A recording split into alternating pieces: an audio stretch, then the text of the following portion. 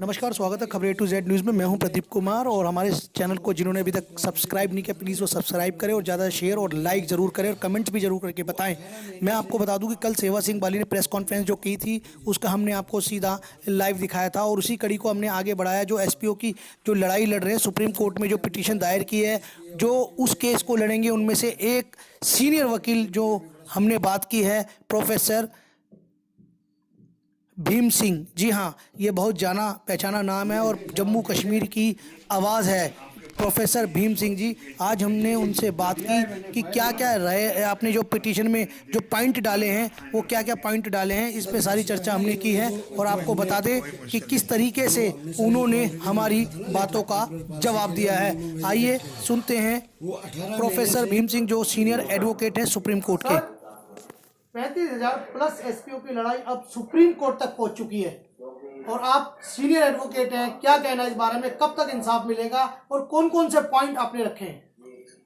बात यह है कि ये मामला जो आपने सवाल किया है, इसका जवाब मैं सिर्फ सुप्रीम कोर्ट में दूंगा, क्योंकि ये अभी पिटीशन कल ही फाइल की थी हमारे साथियों ने, दोस्तों ने, जिसमें मैं सेटर हूँ, सीनियर एडवोकेट जुड़ हूँ।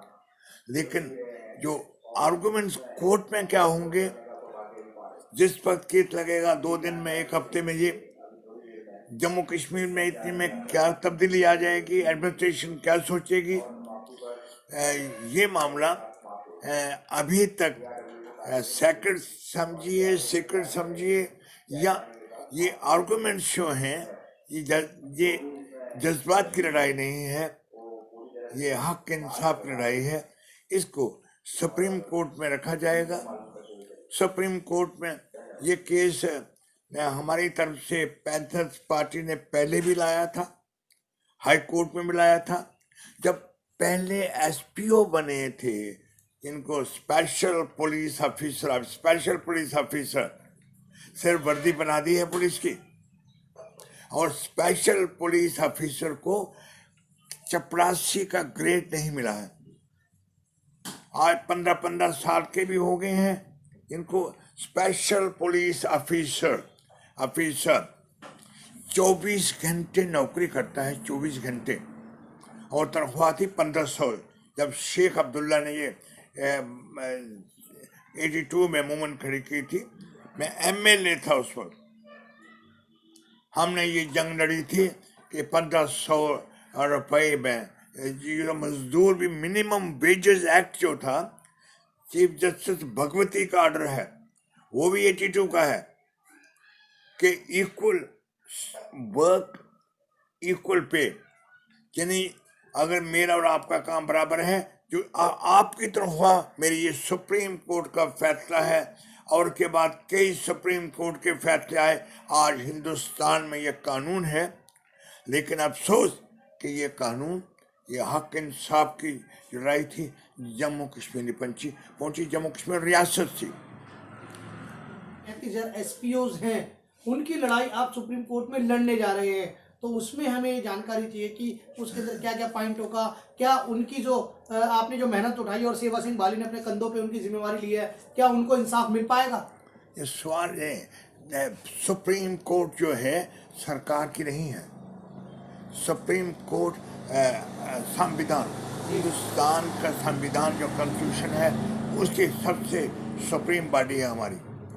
सुप्रीम कोर्ट में पहले भी हम आए हक इंसाफ के लिए, और सुप्रीम कोर्ट में मैं इसलिए आपको कहानी बता रहा था कि जम्मू कश्मीर में हम लोग रहते हैं, हमारे साथ अन्याय तो किया, यूनाइटेड नेशन ने किया, अमेरिका की पॉलिसी हमारे खिलाफ रही, पाकिस्तान को की मदद करती रही।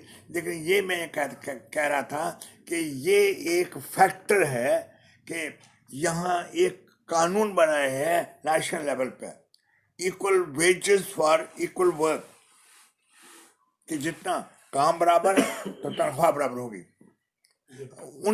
उनकी कहानी बहुत से ये नहीं है, ये पुलिस वाले हैं, SPOs हैं, इनके अलावा और भी डिपार्टमेंट हैं, लेकिन SPO पुलिस की वर्दी पहनते हैं, गोली कितने एसपीओ मेरे ख्याल में 1000 की ज्यादा करीब गोलियों से मारे गए, जितना पुलिसमैन मारे गए। पुलिस और 24 घंटे लगता है, अगर नहीं 24 घंटे खड़ा होगा तो नौकरी चली जाएगी 2 मिनट में। डेली वेजर है, डेली वेजर है, काम करता है पुलिसमैन का, वर्दी पहनता है पुलिस की, है, कुर्बानी देता है, सुपर कुर्बानी दी है। लेकिन और जब हिंदुस्तान की सरकार, आज हिंदुस्तान की सरकार है जम्मू कश्मीर में, आज जम्मू कश्मीर का अपनी स्टेट भी नहीं है। आज जो कानून है वो तो पूरा कॉन्स्टिट्यूशन ऑफ भारत, संविधान लागू है मुझ पे। तो मैं ये पूछता हूँ, आज सुप्रीम कोर्ट में हम इसलिए आए हैं कि हमें भी भारत के संविधान के मुताबिक ट्रीट कर किया जाए, हम भी हिंदुस्तानी हैं। हम इसलिए आए हैं कि ये 35,000 से ज़्यादा हैं, 40,000 के करीब हो गए होंगे। अब लद्दाख में भी हैं, जम्मू कश्मीर में भी हैं, वहाँ तक हिमाचल प्रदेश में भी हैं। और जिनको आज तक डेली वेजर अगर गोली से मर जाता है तो जैसे जाए 2 लाख रुपया मिलता है उनके परिवार को, और एक पुलिसमैन मर जाता है तो तकरीबन 70 लाख रुपये।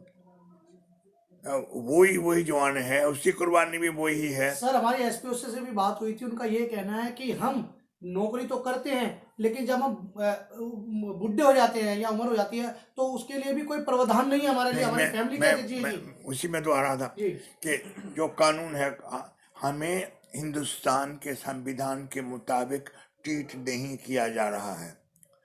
गोली से मर जाता है तो वही 2 लाख मिलता है, परिवार को कोई तरफा नहीं। जब दूसरा मर जाता है उसको पेंशन मिल जाती है, या जो भी मुलाजम होते हैं मरने के बाद या रिटायर होने के बाद जो फैसिलिटीज दी जाती हैं। ये जो एसपीओज हैं, ये डेली वेजर आया, काम चला गया, 30 साल, आज 15 साल से काम कर रहे हैं। अब 6,000 तनख्वाह हो गई, अब कह रहे थे हम 15,000 कर देंगे। अरे हम डेली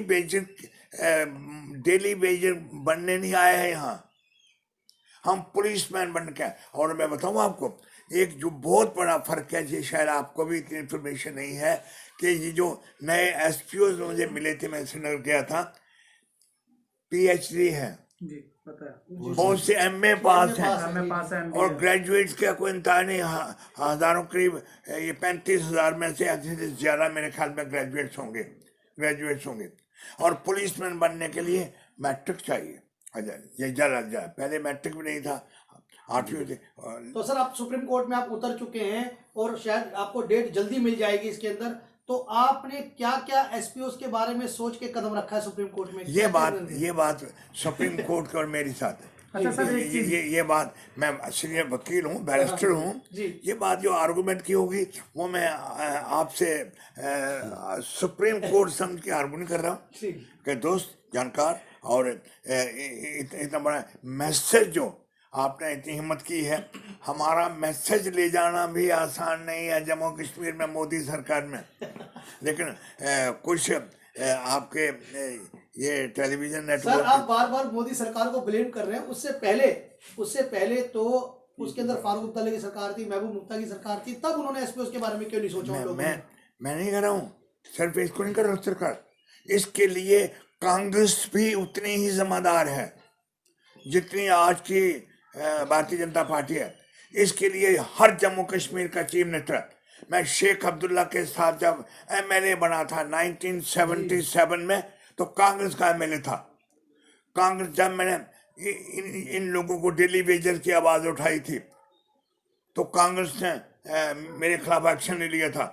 जब मैंने कहा कि equal wages for equal pay, सिर्फ पुलिस का सवाल नहीं था, बाकी भी कितने लोग हैं, कितने डिपार्टमेंट हैं जम्मू कश्मीर में, कम से कम 70,000 मजदूर आज भी होगा पुलिस को छोड़ के, वर्दी के बगैर डिपार्टमेंटों में, बिजली के महकमे में काम करते हैं, पीडब्ल्यूडी करते हैं, हेल्थ में काम करते हैं जम्मू कश्मीर में। जिनकी यही हालत है। और पढ़े लिखे हैं, आज कोई भी मैट्रिक से कम बच्चा नहीं जम्मू कश्मीर में फ्री एजुकेशन है। ये मैं कंप्लीट करूँ, लेकिन मैं ये कहना चाहता हूँ आपसे कि जो आज के हालात हैं जम्मू कश्मीर में, इसके लिए नेशनल कॉन्फ्रेंस की लीडरशिप हो, शेख अब्दुल्ला से लेके आज तक, या कांग्रेस की लीडरशिप हो, या दूसरी पॉलिटिकल पार्टीज की लीडरशिप हो, बीजेपी ने तमाशा कर ही दिया। इन्होंने तो हक कहा था, इन्होंने हमारा 370 उड़ा के बहादुरी कर रहे हैं। मैंने कृष्ण से जो सीखा, मैं अपने बुजुर्गों से, पैगंबरों से हक इंसाफ की लड़ाई के लिए युद्ध सीखा है, और ये युद्ध चलता रहेगा हक इंसाफ का। सुप्रीम कोर्ट में जो हम हैं और हमारे साथी हैं, इनके कोऑपरेशन से हम लड़ेंगे। ये आवाज़ की लड़ाई है, और हिंदुस्तान की सुप्रीम कोर्ट में कई इंटरनेशनल कोर्ट में, इजिप्ट में, लंदन में अपीयर हुआ हूँ। जम्मू कश्मीर का अदलिया सबसे सुपर है, और हमारे जजों का कोई मुकाबला नहीं।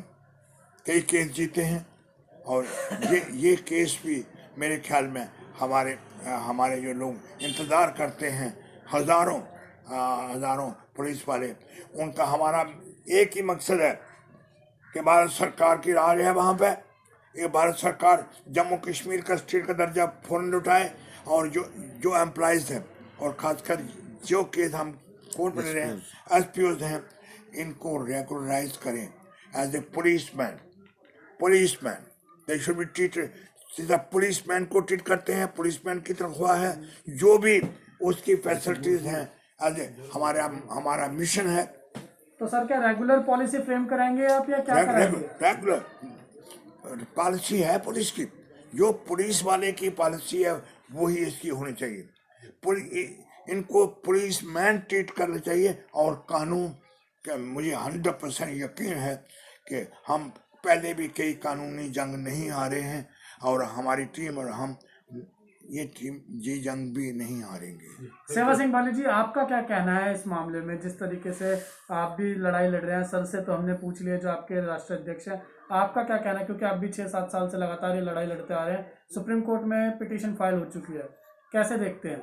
मैं तो अब ज़्यादा कुछ नहीं कहूँगा, क्योंकि हमने जो भी काम किया है इनकी अध्यक्षता में ही किया है, और इनकी छत्रछाओं में ही किया है। और मैं आपको जानकारी में बताना चाहूँगा कि प्रोफेसर भीम सिंह जी एक वो शख्सियत है जिन्होंने जब इराक़ के सदर पर जुल्म हुआ था, यानी सद्दाम हुसैन जी पर, तो उन्होंने भी प्रोफेसर भीम सिंह जी का नाम लिया था कि अगर वो मेरी वकालत करने आ जाते तो शायद मेरे ऊपर मुझे भी इंसाफ मिल जाता। ये वो शख्सियत हैं। तो हमें सबसे पहले इनकी जो एक्सपीरियंस है, जो इनका सीनियरिटी है, जो इनकी काबिलियत है, पूरी ज़िंदगी इन्होंने बेसहारा लोगों के लिए निशावर की है, और हमें पूरा भरोसा है कि जम्मू कश्मीर, लद्दाख, हिमाचल प्रदेश, तमाम 35,000 प्लस जो हमारे एसपीओज़ हैं, हमारे बहनें हैं, हमारे भाई हैं, उनको इंसाफ मिलेगा। क्योंकि हम सुप्रीम कोर्ट में आए अगर हैं तो हमारी खुशकिस्मती ये है कि हमारे इस केस को लीड कर रहे हैं प्रोफेसर भीम सिंह जैसी शख्सियत और प्रोफेसर भीम सिंह जैसे सीनियर एडवोकेट।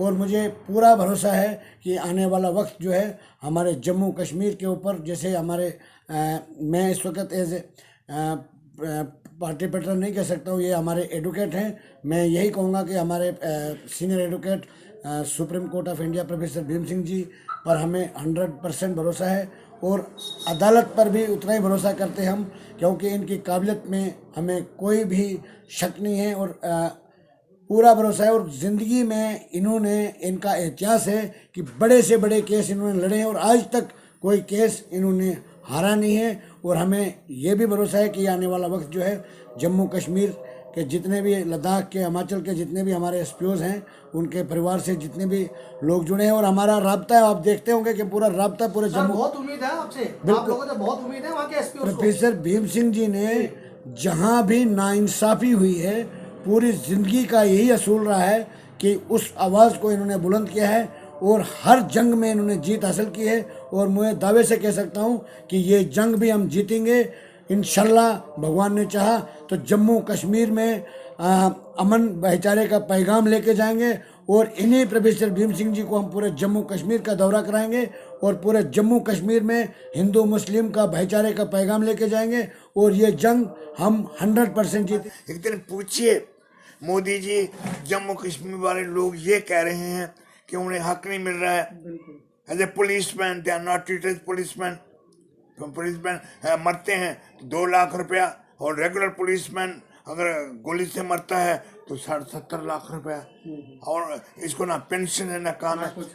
ये प्रश्न आप मोदी पूछिए, ये प्रश्न तो कांग्रेस को पूछिए, इनकी भी सरकार रही, सर मोदी जी ने। ये कम्युनिस्ट पार्टी मेरी बहुत मित्र हैं कम्युनिस्ट। मैंने जम्मू कश्मीर में भी कम्युनिस्ट पार्टी को मजबूत करने के लिए बहुत काम किया है। आप ये कीजिए, इनको पूछिए कि आप कम्युनिस्ट हैं कि कमाल है, इक्वालिटी के नारे को लेके चलते हैं। कांग्रेस को पूछिए, बीजेपी को पूछिए। आप बहुत सी 8 पॉलिटिकल रिकॉग्नाइज्ड पॉलिटिकल पार्टीज हैं, कई हैं, आप जानते हैं। उन तमाम नेशनल लीडरशिप को किसी मौका मिलता है तो ये पूछिए कि जम्मू कश्मीर कब तक आपका गुलाम रहेगा। और देखा जम्मू कश्मीर में बदलते हुए हालात देख के हर दौर आपने देखा बड़े करीबी से। अब जाते जाते उन एसपीओस को क्या कहेंगे जो आपसे बड़ी उम्मीद लगा के बैठे हैं? मैं सुप्रीम कोर्ट को बताऊंगा, हक इंसाफ के लिए लड़ाई है, हक इंसाफ मिलेगा। Thank you.